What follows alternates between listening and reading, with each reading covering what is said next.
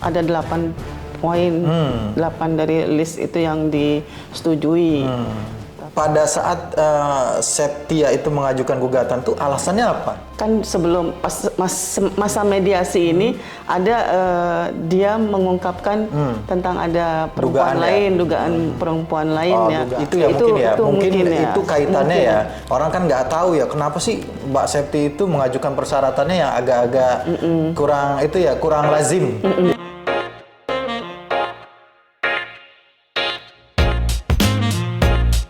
Assalamualaikum warahmatullahi wabarakatuh. Waalaikumsalam warahmatullahi wabarakatuh. Kembali lagi di YouTube channel Halo Pengacara. Apa kabarnya sahabat Halo Pengacara? Semoga baik-baik saja ya. Dan pada kesempatan kali ini kembali Halo Pengacara akan memberikan informasi dan juga ulasan hukum terkait dengan isu-isu yang sedang viral di masyarakat yang menjadi perbincangan hangat baik di media massa maupun di media sosial. Bersama Bu Silviani Abdul Hamid, saya akan memberikan informasi dan ulasan terkait dengan perkara gugatan cerai yang diajukan oleh Septia Yetri Opani atau lebih dikenal dengan Septi Siregar ya, yang diajukan gugatan terhadap suaminya Bos Pastor Putra Siregar ya. Dan alhamdulillah berdasarkan informasi yang kita terima dan kita baca di media massa, katanya sudah ada kesepakatan untuk rujuk, walaupun belum ada yang secara formalnya kita lihat apakah itu bentuknya kesepakatan atau penetapan pengadilan, tapi menurut berita katanya sudah mengarah kepada kesepakatan untuk rujuk kembali. Ya, kita senang nih mendengarnya yang begini-begini, ya kan? Ya, ini artinya bahwa gugatan cerai itu tidak melulu atau tidak selalu berakhir dengan perceraian, begitu ya, Bu ya. Nah, kalau Ibu lihat sendiri sebenarnya kemarin itu kan sebenarnya kita sudah membahas ya bahwa gugatan yang diajukan oleh Septu memang dasarnya adalah untuk supaya terjadi perdamaian begitu ya. Nah, yang Ibu baca di media itu apa sih sebenarnya hal yang memang dituntut dalam tanda kutip ya, dituntut oleh si Septi ini kepada suaminya begitu? Iya, Bang Heri. Jadi kan ini menarik. Menariknya itu biasanya kan orang kalau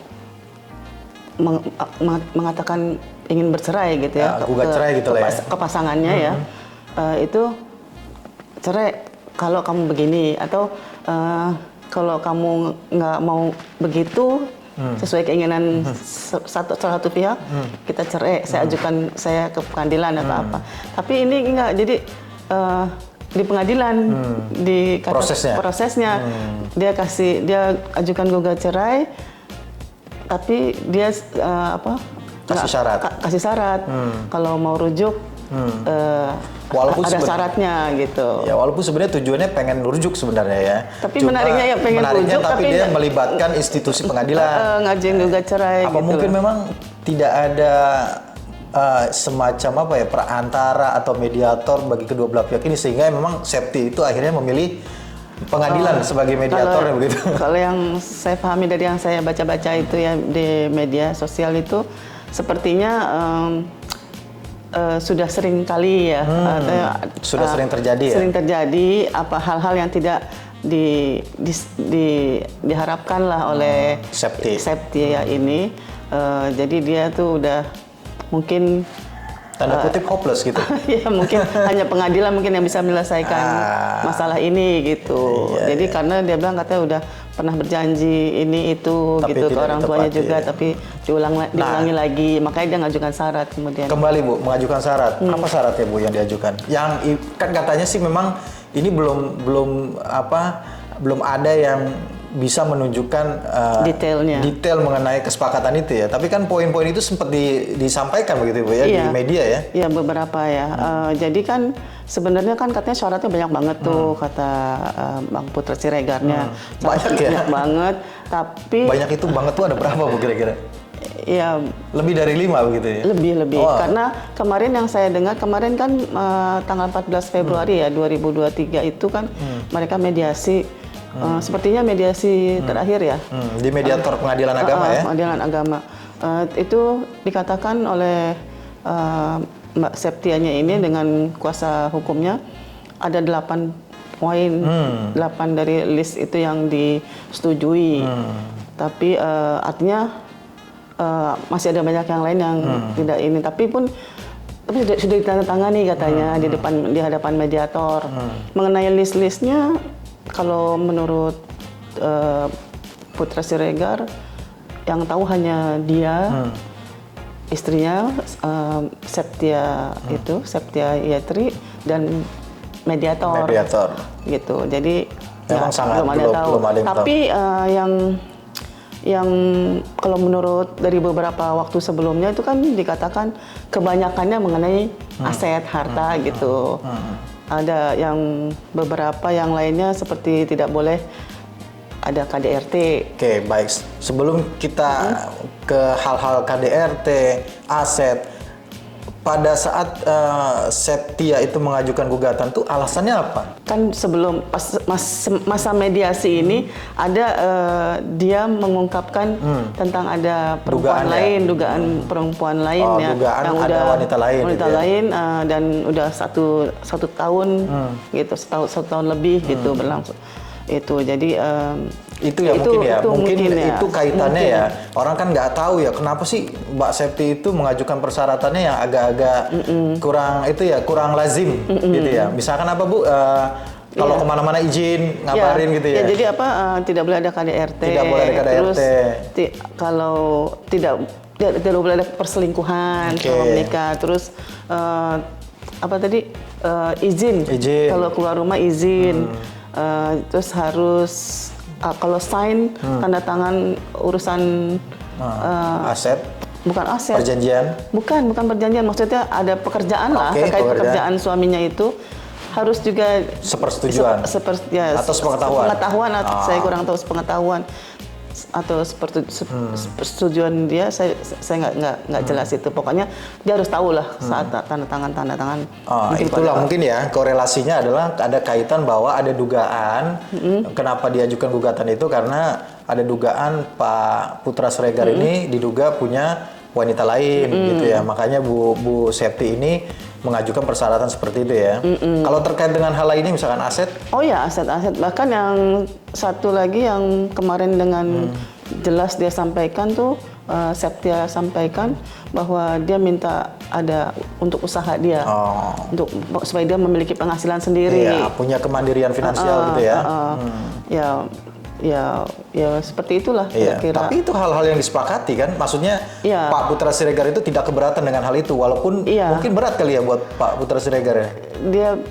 Dia bilang sih semuanya dia berharap nanti kan ini kan selesai mediasi mediator akan sampaikan ke majelis hakim dan dia berharap majelis hakim nanti akan memberikan win-win solution bentuknya. Walaupun dia sudah tanda tangan persetujuan agar supaya rujuk kan tapi dia berharap nanti dipertimbangkan lagi oleh majelis gitu yang win-win solution, jadi dua-duanya pun baiklah buat dua-duanya, jadi tidak ada yang dirugikan dalam hal ini. Nanti kan ditetapkan ya dalam penetapan majelis akta vandading begitu ya. Iya, dan menariknya walaupun sudah tanda tangan, Putra Siregar sendiri pun mengatakan bahwa dia artinya ini semacam dilema rujuk tapi ada hal-hal yang membuat berat untuk persyaratannya itu gitu. Dan dia tidak ingin bercerai, tapi berat untuk menyetujui seluruh isi perjanjian itu gitu. Persyaratan sebagai persyaratan rujuk. Kalaupun dia setujui ya berarti dia memang benar-benar ya menginginkan keutuhan rumah tangganya gitu ya. Dan bahkan sampai dia mengatakan bahwa itu menyangkut harga diri atau kalimatnya saya bacakan ya. Putra berharap rumah tangga dengan Septia tetap bertahan. Namun di sisi lain dia keberatan dengan poin persyaratan rujuk yang diajukan karena dinilai dapat menurunkan harkat dan martabatnya sebagai kepala rumah tangga. Jadi dilema. Satu sisi harus mempertahankan keluarga, di sisi lain harkat dan martabatnya seperti tidak ada lagi. Nah, itu menarik gitu loh. Tapi kan itu persepsinya Putra. Tapi kalau pandangan saya pribadi itu mempertahankan rumah tangga itu jauh lebih mengangkat harkat martabatnya dia sebagai seorang suami begitu Iya, ya. itu memang yang sebenarnya poin mungkin di nanti sidang selanjutnya mungkin di sidang mungkin setelah ini kita akan tahu apa sih sebenarnya yang menjadi membuat harkat martabat dia tuh berat banget gitu loh. Ini kan tadi non hukum ya. Nah ini satu nih ya terakhir Bu Sylvie ya. Ini kan pernah ada pernyataan dari Putra Siregar tuh yang mengatakan bahwa ya udah cabut aja gugatannya selesai. Saya tanda tangani kesepakatan, cabut aja gugatan gitu. Ini apa dampaknya? Perbedaannya apabila ini diputuskan melalui akta vandading penetapan pengadilan, kemudian apa akibatnya kalau memang itu gugatan itu dicabut, kemudian kesepakatan dilaksanakan di luar pengadilan gitu? Iya, ya itu menariknya juga ya, Septianya menolak untuk disuruh cabut gugatannya.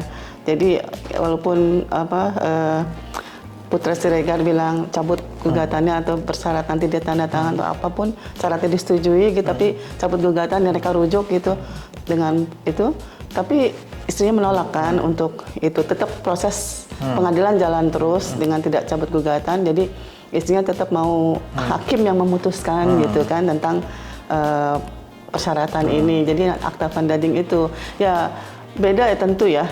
Kalau yang dikuatkan oleh pengadilan, jadi ada kekuatan hukum ya, jadi nggak bisa sembarangan, jadi punya ada punya nilai lah, eksekusi. Sedangkan kalau hanya di luar pengadilan antar mereka aja gitu, tentu nggak terlalu nggak kuat ya, nggak menjamin bagi gitu. Septia ya, nggak menjamin bagi ya. Kalau misalkan Pak Putra Siregar tidak menepati isi perjanjian, ya kan? Nggak bisa dieksekusi. Nggak bisa dieksekusi dan ya artinya untuk istrinya dalam hal ini Septia ini ya tentu dia perlu dong yang lebih kuat gitu untuk supaya bisa dieksekusi persyaratan tersebut. Kalau yang di luar itu tentu kan nggak kuat antara mereka berdua aja. Apalagi dia bilang sering berjanji sebelumnya diulangi lagi, makanya dia ke pengadilan karena itu kan pengalaman itu. Iya, baik. Ya poinnya adalah gugatan itu tidak selalu, gugatan cerai yang diajukan di pengadilan agama tidak selalu memang bertujuan untuk endingnya adalah bercerai. Banyak juga yang terjadi adalah ketika gugatan diajukan kemudian ada mediasi, terjadi rujuk. Ini salah satunya gitu ya. Pak Putra Siregar dan Bu Septi ini salah satu contoh bahwa ya alhamdulillah mereka kemudian bisa rujuk kembali, bisa bersatu kembali dan mudah-mudahan bisa memperbaiki apa yang sudah terjadi gitu ya, mudah-mudahan. Dan itu juga artinya nanti bagi sahabat halo pengacara tidak selalu gugatan cerai itu berakhir pada perceraian. Itu poinnya sebenarnya. Iya, dan itu gunanya mediasi di awal. Itu gunanya mediasi dan itu juga gunanya didampingi oleh pengacara begitu. Oh iya. Iya. Itu kira-kira. Ya makasih Bu Sylvie atas waktunya telah menemani saya membahas mengulas tentang isu viral kesepakatan perdamaian antara Putra Siregar, rujuknya Putra Siregar dengan istrinya Septia Yetri Opani ya.